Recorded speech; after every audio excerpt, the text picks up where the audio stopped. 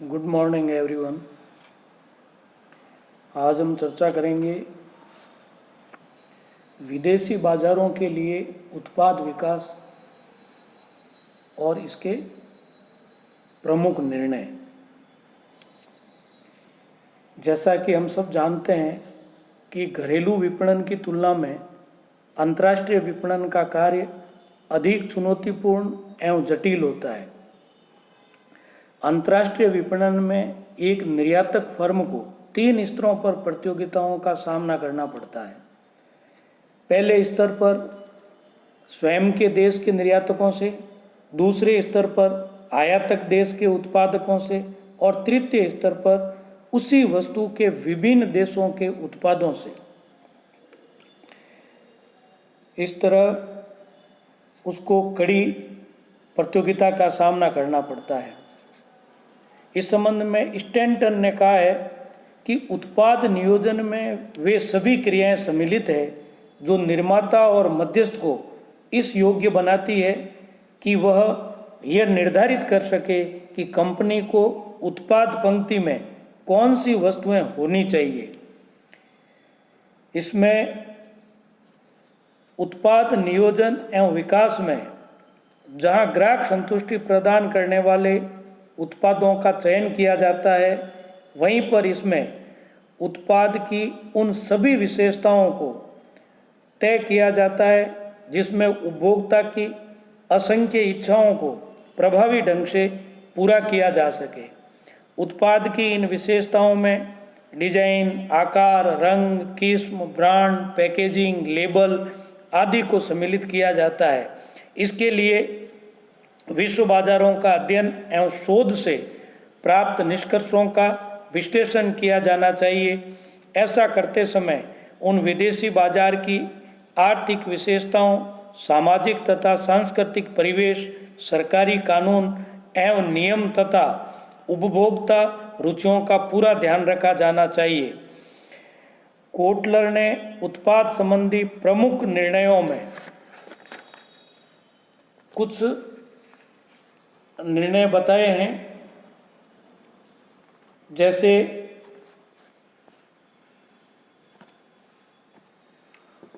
उत्पाद की विशेषता या लक्षण।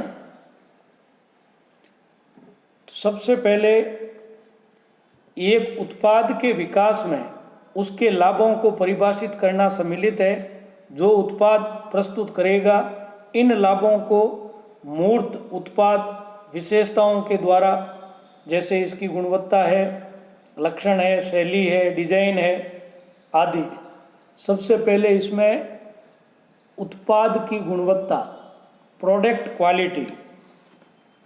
गुणवत्ता या किस्म एक उत्पाद का महत्वपूर्ण औजार या गुण है जिसके द्वारा विपणनकर्ता उत्पाद की बाजार छवि बनाता है। किस्म से आशय उत्पाद की अंतर्निहित विशेषताओं में है। इसमें उपभोक्ता रुचियों तथा तकनीकी पहलुओं का समावेश किया जाता है। इसमें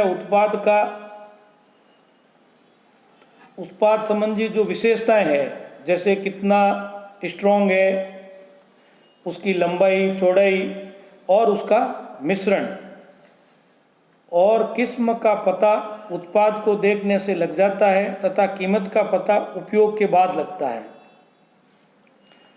इसमें ये जो उत्पाद है, इसमें भारतीय निर्यातकों की जो स्थिति है, उसमें किस्म के दृष्टिकोण से भारतीय निर्यातकों की छवि विश्व स्तर पर बहुत ही शोचनीय है।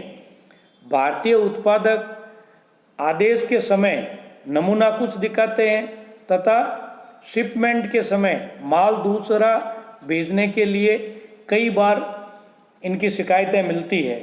रेडीमेड कपड़ों के आयातक देशों के लिए 1982 की घटना को भूल पाना कठिन है। इसके अंतर्गत भारतीय निर्यातकों द्वारा भेजे गए कपड़ों के जहाज का अमेरिका बंदरगाह पहुंचने पर वहां के आयातकों ने निरीक्षण किया तथा खराब किस्म के कारण माल लेने से इनकार कर दिया। उच्च स्तर पर प्रयास किए जाने पर यह मामला सुलझ सका जापान, दक्षिण कोरिया, अमेरिका आदि देशों के उत्पादकों की छवि श्रेष्ठ किस्म के कारण ही जानी जाती है। अनिवार्य किस्म नियंत्रण, भारतीय निर्यातक अपने स्तर पर किस्म नियंत्रण की व्यवस्थाओं की अनुपालना करने में असफल रहे हैं। इस आत्मनियंत्रण के अभाव के कारण ही अंततः केंद्र सरकार को हस्तक्षेप करना पड़ा है और 1983 में केंद्र सरकार ने अनेक वस्तुएं, जिनमें इलेक्ट्रॉनिक्स तथा इंजीनियरिंग की वस्तुएं सम्मिलित है, उनके लिए अनिवार्य किस्म नियंत्रण की व्यवस्था लागू कर दी है। इस व्यवस्था के अंतर्गत शिपमेंट से पूर्व सरकार द्वारा उन उत्पादों की जांच सम्मिलित है ताकि ये आश्वस्त हो सके कि वस्तु किस्म के वांछित प्रतिमानों के अनुरूप है। भारतीय मानक संस्थान, भारतीय निर्यातक इस संबंध में इस संस्था की सेवाओं का लाभ उठा सकते हैं। इस संस्था ने विभिन्न वस्तुओं के किस्म संबंधी प्रतिमान निर्धारित कर रखे हैं। जो निर्यातक संस्था अपने उत्पादों के संबंध में निर्धारित किस्म प्रतिमानों को पूरा करती है, उसे इस संस्था को आवेदन करना होता है। भारतीय मानक संस्थान संतुष्ट होने पर उस उत्पाद के लिए IST मार्क प्रदान कर देता है। यूरोपीय साझा बाजार के देशों में ISO 9001 एवं ISO 9002 प्राप्त करके निर्यातकों को प्रभावी रूप से बढ़ाया जा सकता है। यह मार्क का निर्यात बाजार ग्राहकों को किस्म संबंधी विश्वसनीयता प्रदान करने में प्रभावशाली भूमिका का निर्वाह कर सकता है। भारतीय निर्यातकों को ये बात अच्छी तरह समझ लेनी चाहिए कि उनके दीर्घकालीन वाणिज्यिक हित इसी में है कि वे अपने उत्पादों की किस्म के लिए अत्यंत जागरूक हों। नेक्स्ट है उत्पाद के लक्षण। गुणवत्ता के बाद में प्रोडक्ट फीचर्स। एक उत्पाद विभिन्न लक्षणों या विशेषताओं के साथ प्रस्तुत किया जा सकता है। इसमें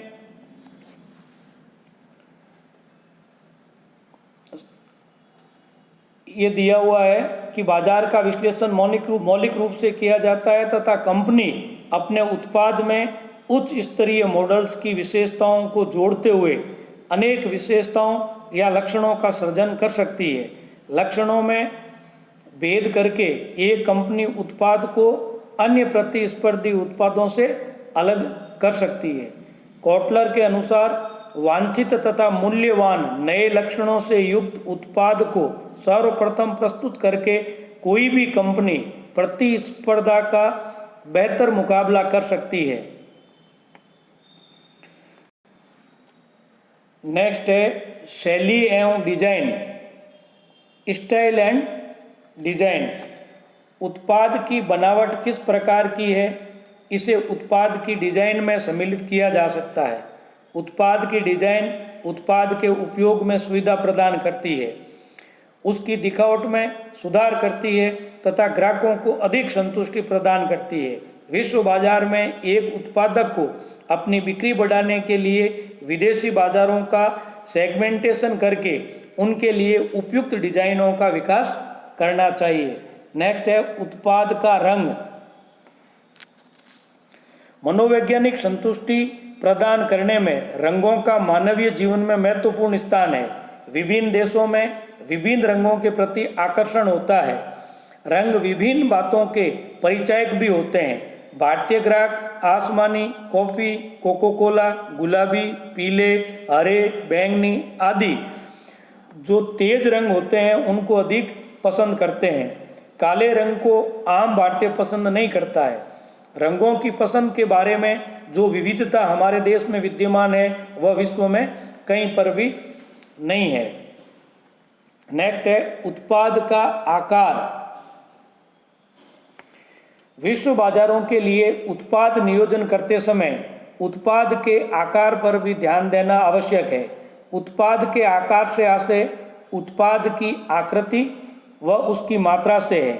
वस्तु का आकार छोटा, मध्यम व बड़ा या फुल साइज का हो सकता है। विभिन्न ग्राहकों को किस प्रकार की आवश्यकता है उसी के आधार पर उत्पाद के आकार का निर्णय करना चाहिए। नेक्स्ट है ब्रांड नाम।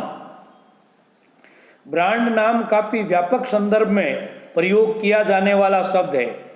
इसके अंतर्गत किसी भी अक्षर, प्रतीक, शब्द व डिजाइन को शामिल किया जाता है जिससे निर्यातक का उत्पाद विदेशी ग्राहक पहचान सके व उस उत्पाद को प्रतिस्पर्धियों के उत्पादों से पृथक किया जा सके।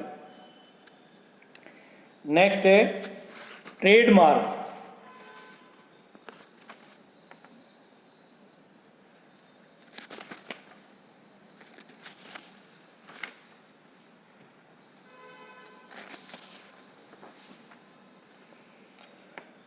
सामान्यतः ब्रांड तथा ट्रेडमार्क में अंतर नहीं किया जाता है। एक ब्रांड उस समय ट्रेडमार्क में परिवर्तित हो जाता है जब अधिनियम की व्यवस्थाओं के अंतर्गत उसका पंजीयन करा लिया जाता है। ऐसा पंजीयन कराने का उद्देश्य विदेशी बाजारों में विद्यमान तथा भावी प्रतिस्पर्धियों को उस ब्रांड नाम से अपनी वस्तुएं प्रचलित करने से वैधानिक रूप से रोकना है। इस प्रकार ब्रांड के किसी संकेत, चिन्ह, भाग, प्रतीक या डिजाइन का या संपूर्ण ब्रांड का जब अधिनियम की व्यवस्था के अंतर्गत पंजीयन करा लिया जाता है तो पंजीकृत ब्रांड ही ट्रेडमार्क कहलाता है। उसके बाद में पैकेजिंग। विश्व बाजार में उत्पादों के विपणन में पैकेजिंग की अपनी महत्वपूर्ण भूमिका है। R.S. डावर ने इस संबंध में लिखा है कि पैकेजिंग वह कला और विज्ञान है जो एक उत्पाद को किसी कंटेनर में बंद करने या कंटेनर को उत्पाद के पैकिंग के उपयुक्त बनाने हेतु सामग्रियों, विधियों एवं उपकरणों के विकास तथा उपयोग से संबंधित है ताकि वितरण की विभिन्न अवस्थाओं के दौरान उत्पाद पूर्णतः सुरक्षित रहे।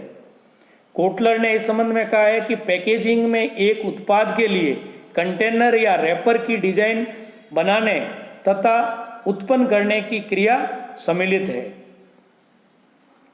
उसके बाद में आपका आता है लेबलिंग। उत्पाद पहचान के संदर्भ में ब्रांड तथा पैकेजिंग के साथ लेबलिंग का भी विशेष महत्व है, जिसमें निर्माता उत्पाद के साथ एक अलग से चिट संलग्न कर देता है। यह चिट उत्पाद या उसके पैकेज के साथ लगी होती है तथा उस पर उत्पाद के बारे में या उसके विक्रेताओं के बारे में सूचनाएं होती है। इस सूचना युक्त चिन्ह को ही लेबलिंग कहा जाता है। व्यापक रूप में यह लेबलिंग का ही एक बड़ा भाग होता है तथा अधिकतर बड़े व्यावसायिक उपक्रमों द्वारा आज ब्रांड एवं पैकेजिंग के साथ लेबलिंग का भी उपयोग किया जाने लगा है। नेक्स्ट है इसका उत्पाद सेवा निर्णय।